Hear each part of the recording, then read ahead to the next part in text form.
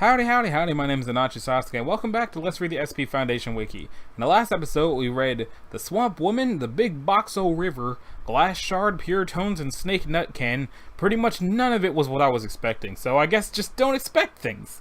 In this episode, we got Darwin's Erector Set, Random Metamorphism, an Abandoned Project, Vital Suckers, and Los Langostas Pintadas. So let's check out that there Erector Set, see how that goes. Better not be Keter, okay. It's a bug. SCP-816 is currently contained at Provisionary Site Blank of its own volition. Alright. A containment breach is not considered likely, and any containment breach would likely end without intervention, as 816 requires access to 1 in order to survive, and is not capable of moving 1. 1 must be rewound every 50 years to ensure continued dependence. In the event that 816 becomes no longer dependent on 1, contingency 816C must be immediately enacted. See document 816 blank. So I'm assuming it's not going to be here, since it's blank, and then there's another blank, and then another blank. Where I think it's just a small provisionary site blank, also known as Site P blank, has been established to contain and research 816. Site P blank is a home in blank Switzerland, and 816 is confined to its basement. Site P blank sounds like it's a Vocaloid producer. Description: SCP-816 is the name given to the collection of small automata residing in the basement of the house at blank blank street, blank Switzerland. Journals found in the basement indicate that blank blank, a local teacher, originally created 816 in 1890-something, inspired by the works of Charles Darwin and Charles Babbage. Who's Charles Babbage? I would like to reiterate that I'm not a scientist, so I don't know all these names. He designed and built automata capable of reproducing and evolving. The mechanics of reproduction are facilitated by a collection of parts common to all species. However, most species modify the base parts to create specialized parts to fit their ecological niche. At the core of each of 816 is a rudimentary processor that, which varies little between species. While much less powerful than modern processors, they are still far beyond what should be possible for 1890s level technology. While, as far as research has determined, no aspect of 816 violates known principles of science, they are still precisely designed to a degree which is not humanly possible. And yet, 816 receives new energy from 816-1, a grandfather clock modified to provide mechanical energy to 816. 1 was designed for longevity, however upon discovery, it had nearly exhausted its energy supply, and as such the 816 research team has rewound 1 to continue providing energy. The research team concluded that keeping 816 dependent on a local energy source would aid containment, and that without 1, 816 would likely adapt to gain energy in a way that would allow it to expand beyond Site P blank. The consequences of an expansion of 816 beyond Site P blank are unknown and could be, in a best case scenario, harmless to, in a worst case scenario, an RK class restructuring scenario where 816 would outcompete biological life. Blank distinct species of 816 have been observed, though many more likely exist. Based on the journal records, all species are descended from a single or original design. SCP-816 reproduction is similar to biological reproduction with a few key exceptions. An individual can act as a male or female. During intercourse, the designs for both partners are mixed, with infrequent mutation, and the data is transferred to the female, who then begins searching for parts to assemble the new design. Predation occurs in two forms. The primary form is for the purpose of regaining energy, the second is reproductive in nature. In the first form, a specialized device has evolved for most species that interfaces with the slots that plug into 1 to obtain energy, thereby allowing 816 to regain energy without directly taking it from 1. The second form occurs after reproduction, wherein the female will search for and kill other automatons in order to procure parts for its offspring. The basic ecosystem that has evolved is as follows. The foundations of the ecosystem are two species of 816, the assimilators and the collectors. The assimilators are capable, unlike any other species, of creating new parts from their environment. This is the only way that new material enters the system, and an evolutionary shift in the parts that make up the assimilators can result in a population boom or extinction for other species. The assimilators are large, roughly 10 centimeters in length, and slow, making them the primary target for reproductive predation. The collectors are the species that now completely controls access to 1, forcing most species to rely on predation for energy. The collectors have evolved various defenses to ensure control of 1, but they are the prime targets of energy predation, and now effectively the sole way that new energy enters the system. The assimilators and collectors are roughly analogous to herbivores in the 816 food chain. Most species prey upon the assimilators and the collectors for energy and parts, each filling an ecological niche. One species uses the various specialized parts left over from reproductive predation in its design, frequently in ways they were not intended to be used. Another species has evolved defenses to reproductive predation in that it alters the base parts to such a degree that few species will target it since it contains so few usable parts. Another species, however, has evolved specifically to prey upon the aforementioned species, evolving devices to reform the base parts into their original shapes. And this is a Euclid that's somehow also a K-class scenario. Okay, possibly. So it's not Keter because they honestly don't know. Next up is Random Metamorphism, which is also Euclid and looks terrifying. SCP-817 is held in a solitary confinement cell inside someplace. Numerous mechanisms for incapacitating it are as far as I know so far, it's called it, are built into its cell. Yeah, there we go. Including sedative, I don't know why I said sedative, but I'm not wrong.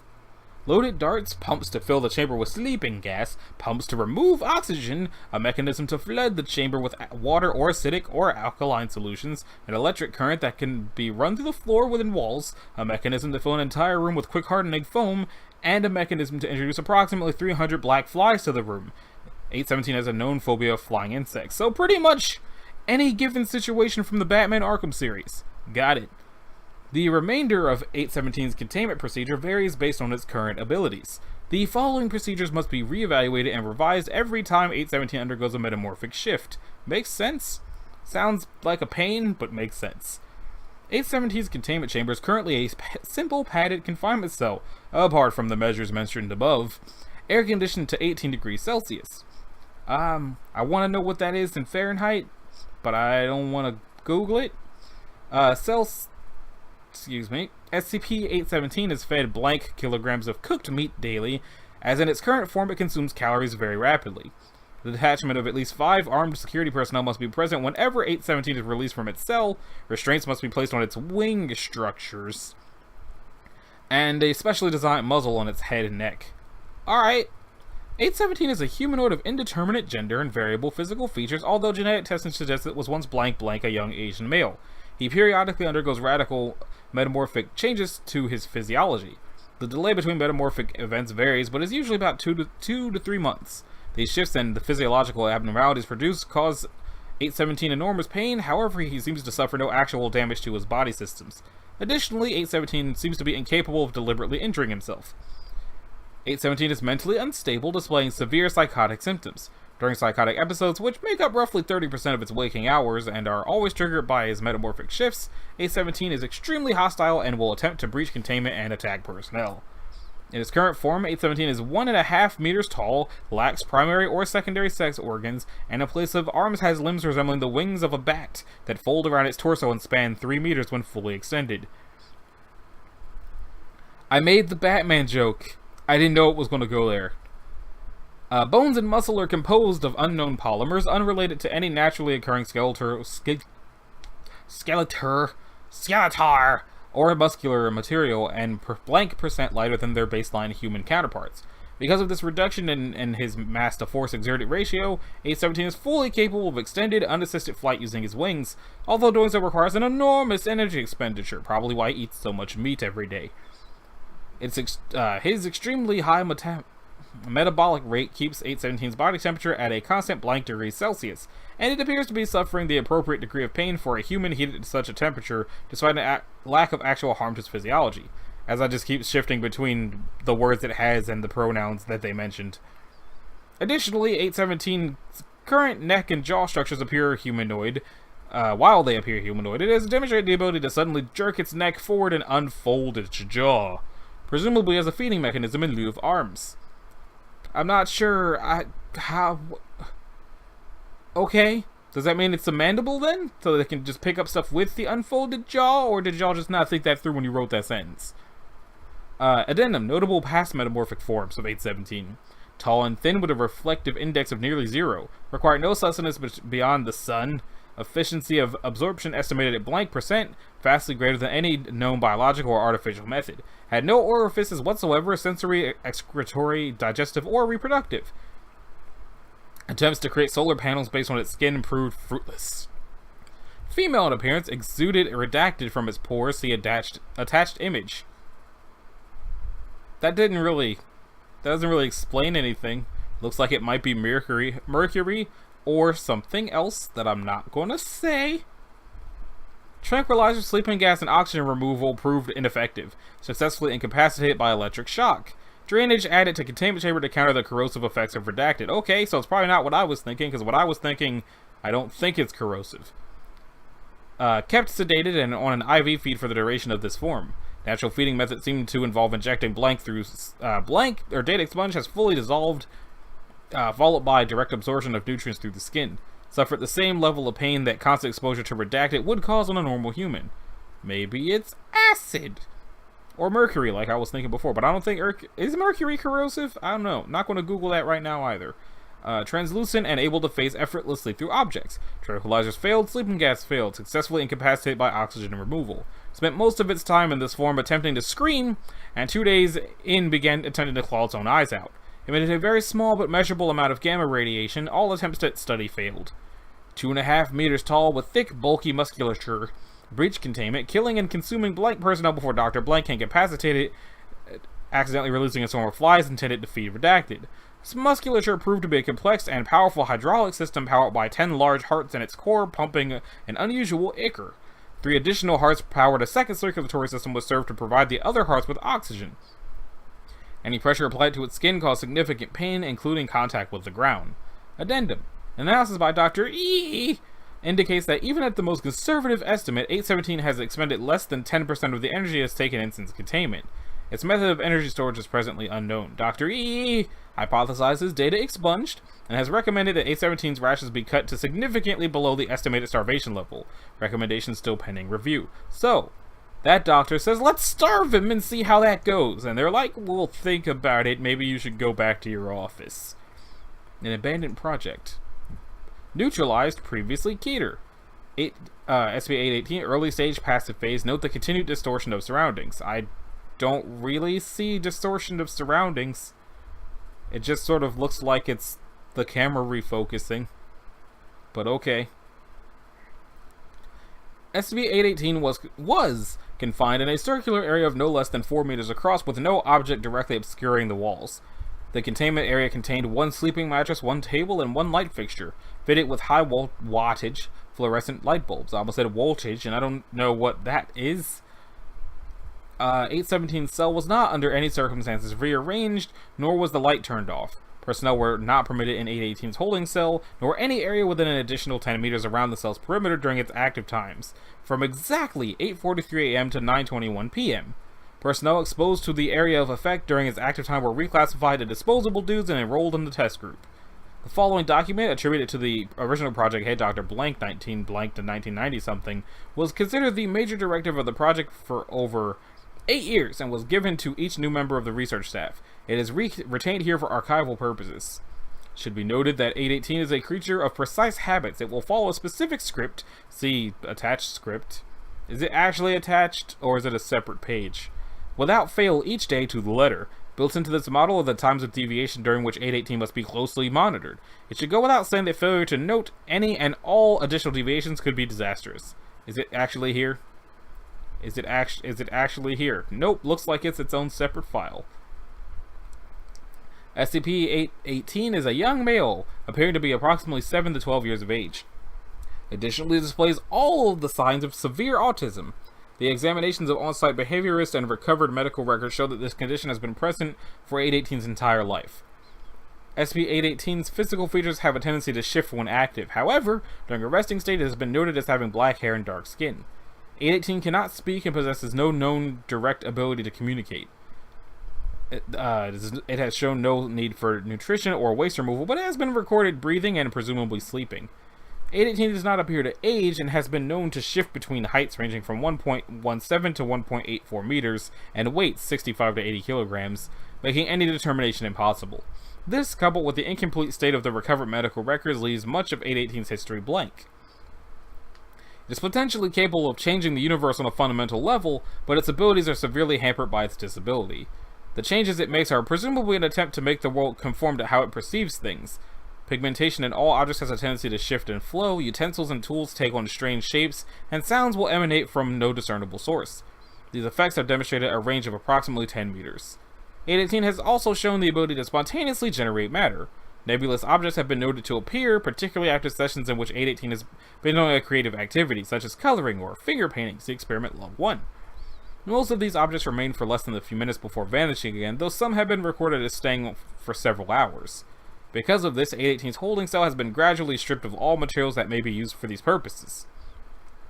None of the created objects move further than 818's line of sight, leading to Dr. Blank's hypothesis that 818 is literally creating phosphenes, possibly caused by the contrast of the colors from the arts and crafts and the white of the walls in its cell. Further testing is required to determine if this is true. Be quiet, cell phone. SCP-818 was recovered from what is believed to have been its grandparents' home in rural Blank, where it had apparently been left since their deaths in 1990-something from a presumably unrelated accident. One local banker and 2 real estate agents were assessing the property when they encountered 818. Their failure to return prompted local police to investigate. After Blank's subsequent disappearances, the Foundation was alerted and Special Task Force Blank was reported to investigate.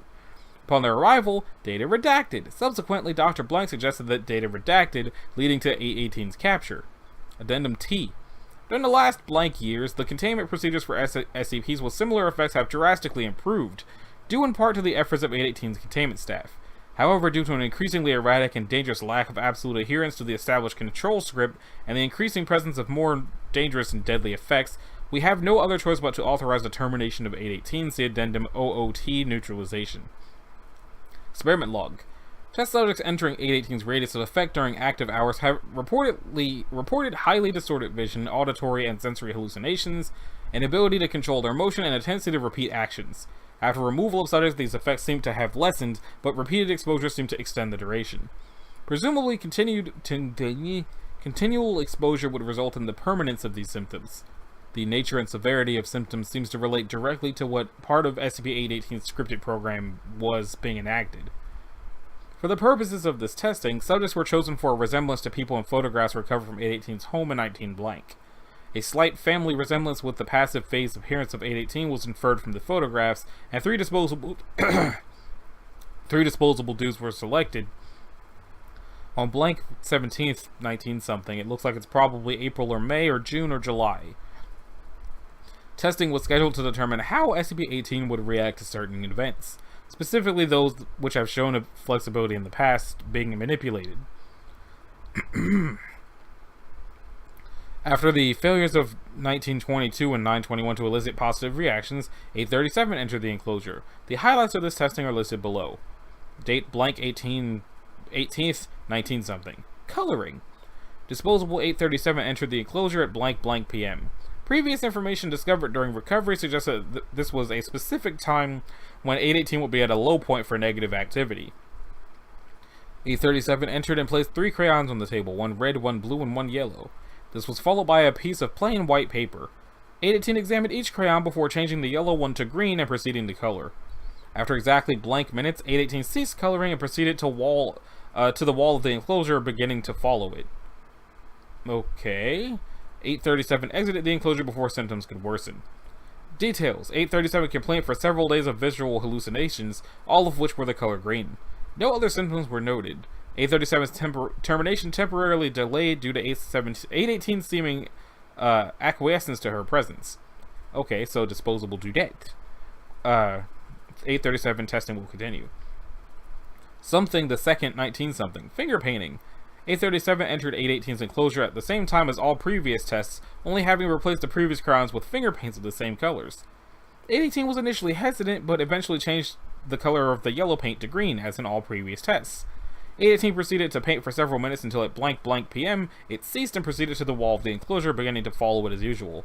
837 exited the enclosure. 837 has been experiencing an increase in the symptoms of 818 exposure. After the small change in today's schedule, 837's vision is entirely tinted green. On September 17, 2000-something, 837 was killed during a breach of SCP blank. The next day, when 837 did not appear in its containment unit, 818 became extremely agitated, resulting in data redacted, causing the death of 2 research subjects currently contained in its effect radius. Replacement for 837 may be necessary. September 20th, 2000-something. Finger painting! Disposable 18274 entered 818's enclosure at the same time as all previous tests with both the crayons and the finger paints. They were chosen for her. She was chosen for her resemblance to 837. For the first time, 818 chose multiple colors, mixing them together on the paper. Additionally, 818 breached its script more severely than any other time, coloring for an additional blank minutes. Upon 274's emergence from 818's enclosure, they began demonstrating many of the previous habits observed in 837, including data redacted and a tendency to whistle show tunes. After 2 additional exposures, each mirroring the first, 274 is essentially the same person as 837. Blood tests confirm apparent genetic match. They are reclassified as D837. The delay of termination is refiled. Addendum neutralization. On January 17, 2000-something, Dr. Blank entered the containment chamber during its passive phase and administered an injection of blank and blank, resulting in 818's first completely ceasing breathing and then ceasing all other recorded bodily functions. Autopsy reports show that the subject died of anaphylactic shock. Remains are remanded to Site Blank and are available for study. So what was the, script? Okay. 843, awakes, walking northward from its bed to the wall. Will then walk the circumference of the wall 8 times and continue for an additional walk until reaching the exact southern point. Face southern wall. Turn abruptly and walk to the middle of the room. It will then stare at the ceiling light. Must not be disturbed during this period under any circumstances. See Incident Report 3Z. Is that here? Nope. Guess we'll never know. 818 will return to his bed and stare at the northwest curve of the wall. Floating color-based images can be observed at this point. 818 will get up and walk to the table, kneeling at it. For the duration, 818 can be approached. Should not be spoken to during this time. 818 will stand and proceed to the easternmost wall. It will then follow the circumference of the wall 16 times. 818 will suddenly turn sharply, return to the table quickly, sitting and kneeling again.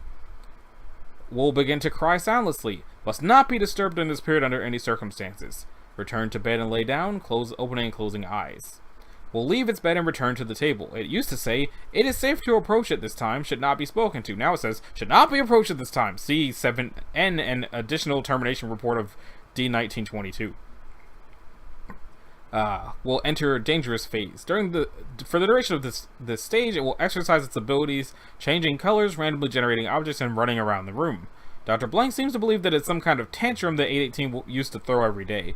Regardless, it is the one period of time that constant vigilant observation must be made.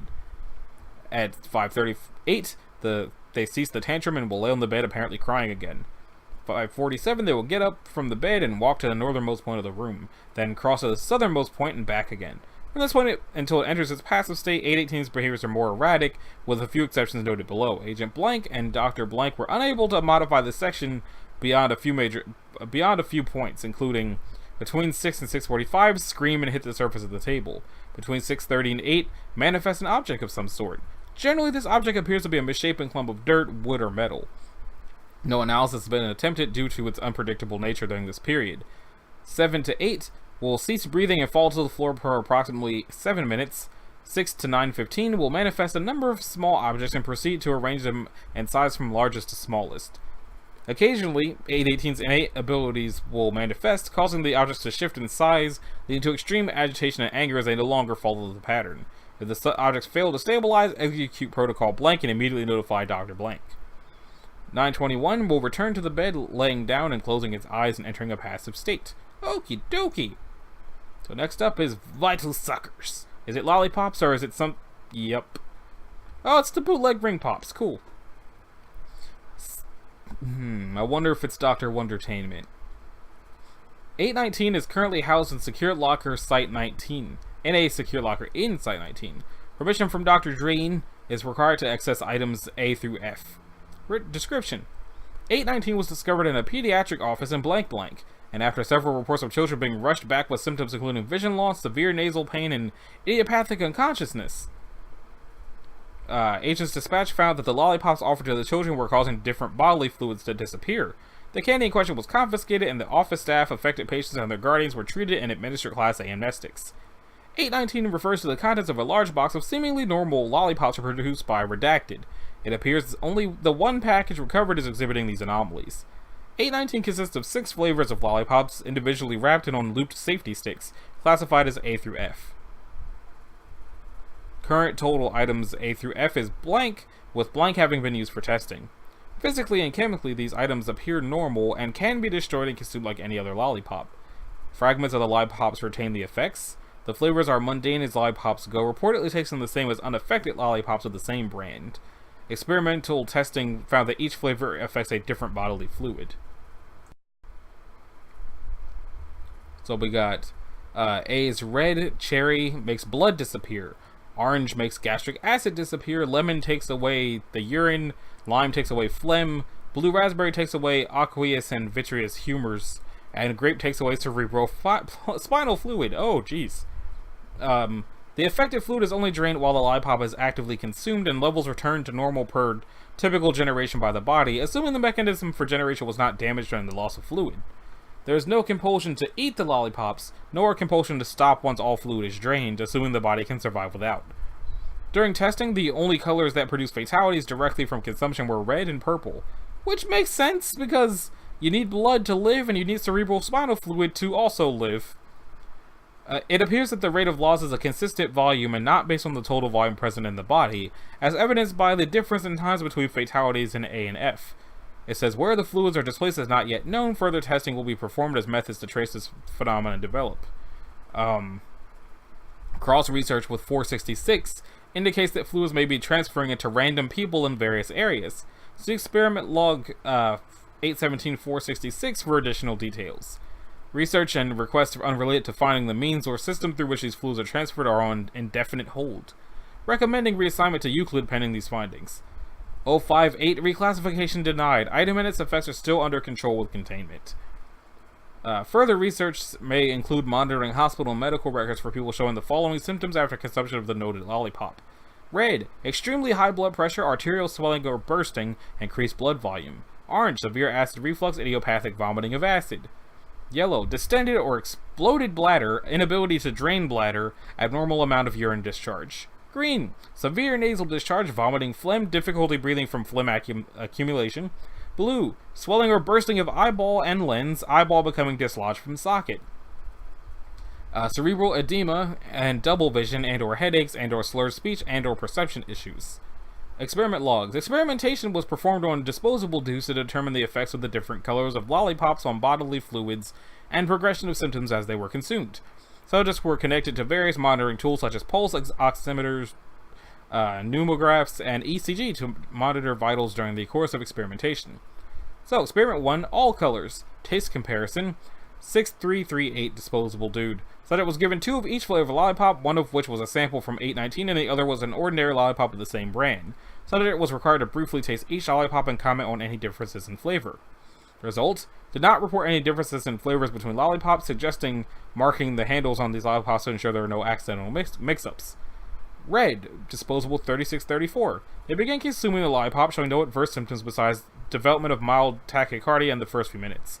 After approximately 5 minutes, they began to appear pale, with moderate tachycardia and reduction in difference between diastolic and systolic blood pressures. They became slightly disoriented, but was ordered to continue.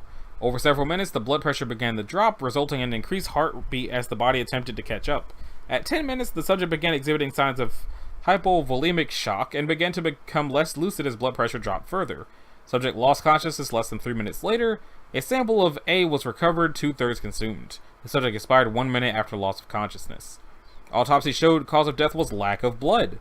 It was estimated the subject had lost over half his blood supply during the course of the experiment. Okay, orange. The subject reluctantly began eating the lollipop, commented on how he blank hated the taste of orange. Exhibited no symptoms for the first several minutes. At 5 minutes, complained of heartburn. Vitals remained stable. 30 minutes, there were no further changes in the symptoms besides a slight increase in pain. Was released after lollipop fully consumed and monitored for the next 36 hours. Subject exhibited significant stomach pains after eating and developed diarrhea and slight malnutrition, congruent with symptoms of eclohydria. Subject recovered after several days from natural regeneration of gastric acid. Subject also developed several peptic ulcers from the lack of phlegm protecting the stomach lining during the experiment. Yellow. They proceeded to consume the lollipop. After 15 minutes, no changes were seen in the vitals, nor any abnormal sensations were reported by the subject. When pressed, the subject remarked that he felt less of an urge to urinate than at the beginning of the procedure. They were then put on hold. The test was put on hold while they were instructed to consume 1 liter of water and wait until the urge to urinate was intense. They were again ordered to consume the lollipop. After 2 minutes, reported the urge to urinate had decreased. After 10 minutes, had no urge to urinate, and when ordered to attempt, no urine remained. Note, while this may have some practical usage for field agents or sensitive operations, I would appreciate it if staff stopped requesting C1 for recreational uses. Dr. Drain. The green. After about 3 minutes, the subject noted that it felt like his sinuses were beginning to clear and happily continued. Within another 3, reported his nose felt very dry and a little painful. Further consumption caused sinuses and nasal pain increases, as well as the development of his throat becoming sore and breathing becoming slightly difficult. Continued progress resulted in painful swallowing, more labored breathing, and strong pain in all previously affected areas. After the end of consumption, the subject was released and monitored for 5 days. Initial examination showed inflamed nasal, sinus, and esophageal tissue. Similar irritation on the lungs was confirmed when subject's respiration was examined. Quickly developed this and succumbed to the several strains of stomach and rhinoviruses. After recovering from the illnesses back to normal, though it is theorized that some of the production glands were damaged from the prolonged lack of phlegm. Blue. Dabble-dee-dabble-die. Within 15 seconds, reported difficulty seeing. At 1 minute, lost all vision. Upon physical examination, it was shown that the aqueous humor was depleted and that the mass of the eye was beginning to shrink. Further consumption caused the subject's eyes to shrink and then shrivel as vitreous humor was lost. After 4 minutes, the eyes were fully devoid of humor and were shriveled. The patient was able to feel the eyes shrinking, but did not experience any pain until the eyes were reduced to the point that it was straining connection to the optical nerve. The eyes did not rehydrate after the end of the experiment due to the vitreous humor being a non-replenished fluid. Subject was terminated after this experiment. Purple. Within 20 seconds of beginning to eat the lollipop, the subject complained of a sudden severe headache and weakness. Reclining appeared to lessen the pain, indicating an orthostatic headache. The subject was ordered to sit up and continue. Subject also complained of dizziness, vertigo, and double vision. Within 3 minutes of starting the experiment, they became unconscious. They were pronounced dead 30 seconds after loss of consciousness. Sample of F was only slightly consumed. Autopsy showed a severe lack of cerebral spinal fluid, causing the brain to lose buoyancy and constrict blood vessels, providing blood to the brain. Oh, that's fun. Vital suckers indeed. And that brings us to the Las Lagostas Pintadas. As I click it as an actual link by accident. Let's undo that.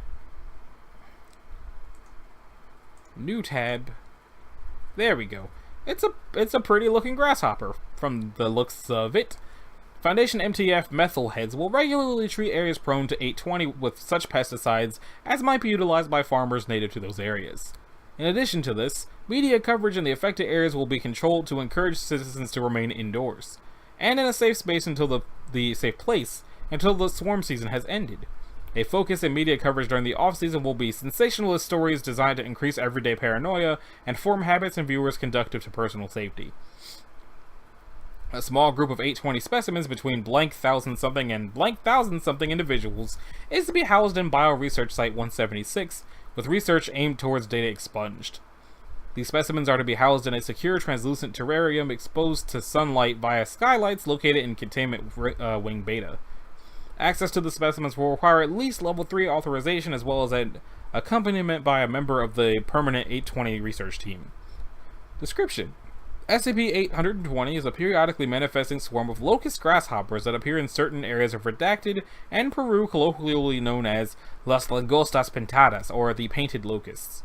In addition to crop and property damage, as may be expected from a locust swarm, the vicinities visited by the Painted Locusts experience heightened accidental death rates due to an as-of-yet unexplained effect theorized to be a pseudo-hypnotic mental state caused by the constant color and motion of 820.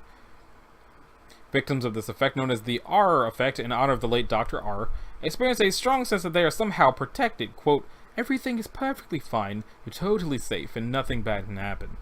This leads to a vastly increased recklessness and a dramatic drop in self-protective behaviors. The effect lasts an average of blank 100 hours post-exposure. SCP-820 was brought to the attention of the Foundation in 1970-something when an investigatory MTF was dispatched to Redacted, Peru, to investigate the deaths of nearly 70 people in a bridge collapse incident. Engineers' reports showed that the bridge structure had been visibly unsafe for several hours before it collapsed, leading Foundation scanners to wonder why so many people had been on the bridge at the time of collapse.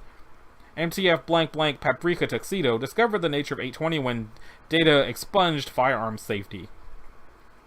During an incident in blank, a swarm of 820 manifested on a battlefield during a civil war in Redacted, leading to approximately blank thousand casualties. Foundation media plants reported the high casualty rates were due to the use of illegal chemical weaponry, specifically probably napalm. 820 has been shown in testing to increase the likelihood of accidental death by nearly blank percent, for the duration of exposure, and the chance of personal injury by nearly blank percent.